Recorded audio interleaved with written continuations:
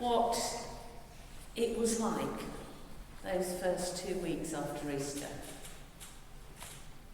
Or using the words that we sometimes use at Christmas, let us journey again, but this time to Jerusalem. She was older now. Children, grandchildren. Some of them were here today. The young ones were wriggling around as usual. And where the 10-year-old had got to, she had no idea. But she knew someone to be looking out for them. That's what they did, the believers, the ones who followed the way. Shared lives. Shared food if people needed it. Shared everything, looked out for each other. She looked around the room again. One of her teenage grandsons really wasn't paying attention, eyeing up the pretty lass on the left if she had any idea about it. But then he started speaking. Thomas. And the young lad was riveted.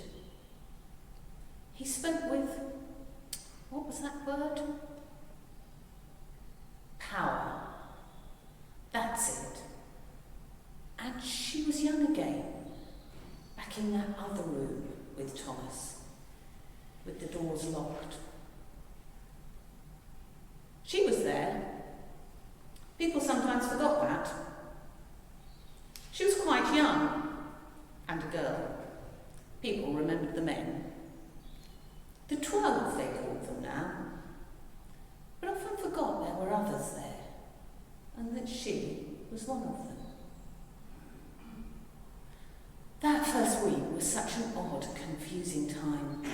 She remembered. Just the week before, they'd seen Jesus seized by the authorities in the night. Realised that one of their number, Judas, had given him away and told the authorities where they were. Seen him whipped, seen him mocked, seen him crucified. Been thankful when Joseph of Arimathea had allowed him at least the dignity of being buried in the tomb Joseph owned. She could remember the sense of despair as all that happened, taste the fear on her tongue, even though it was so many years ago. You don't forget a time like that. And the confusion. They knew Jesus had power. She'd seen the healings, seen him raise the son of that woman from Nain as he was at his funeral, seen him raise Lazarus. They'd been with him. Thomas was reminding them now, as he spoke, just how confused they'd all felt. They'd been with him for so many months. He was their world. And then he couldn't save himself. He was gone. They were bereft. She'd hidden away then. Kind friends gave her a bed. Then she started hearing things. Hearing that he, Jesus, wasn't dead at all. She remembered how confusing that was too. She'd been there when they rolled the stone across the tomb. She knew he was dead. But the rumours were strong. And she heard there was a group of them meeting, so she slipped along the back street, keeping to the shadows, so people wouldn't notice her, wouldn't see where she was going. She saw others slipping through the side door, which was quickly shut. So followed in. They locked the door behind her. To be honest, that room was chaos at first, with so many people asking questions. She sat with the women, and Mary, the one from Magdala, was absolutely saying she'd seen him outside the tomb, Jesus. Someone, maybe Peter, it probably was Peter, she thinks. He tends to know what he's thinking, and quite often he tells us that before he's really thought about it himself. Well, he was saying that he and most of the other 12 had actually seen him and been in a room with Jesus.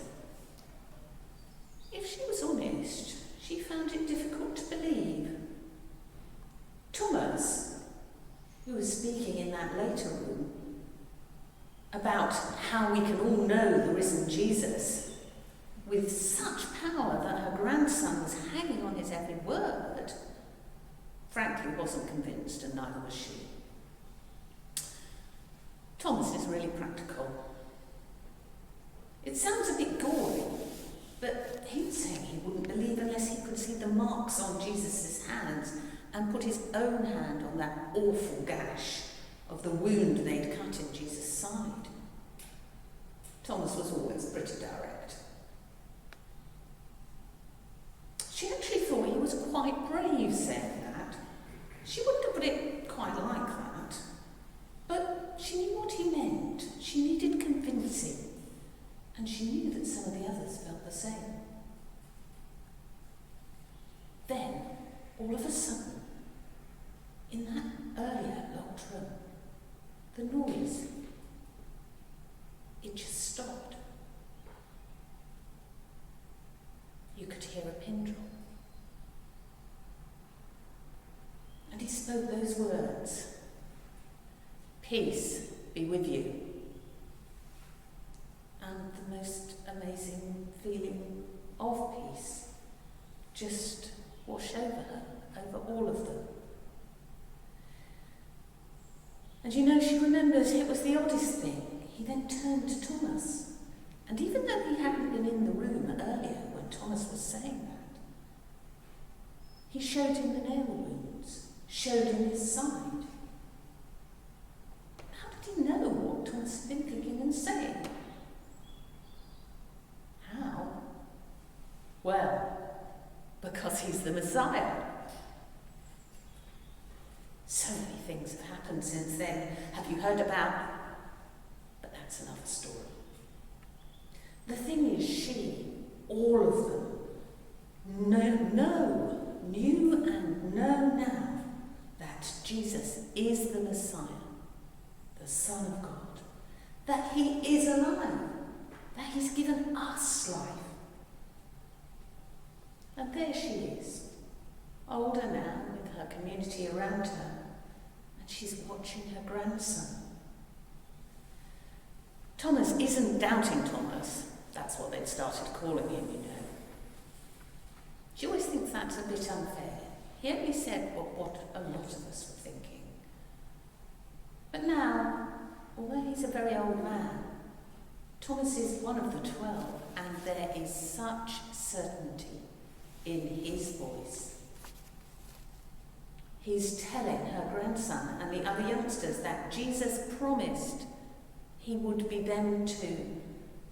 And she sees that peace that she felt then, back in that first locked room, come to him too, her grandson. He's got it. He knows Jesus is here. That day, years back, Jesus said that there would be those who hadn't seen his miracles before he was killed, seen him alive again, like she and Thomas had, but who would believe and be blessed by it. And that's happening to her grandson. And what about you? Because you know, you who follow the way, that he said he'd be with you. So if you're in a room, like she was, or in some other building, you know he's there with you. So real. Can you feel it?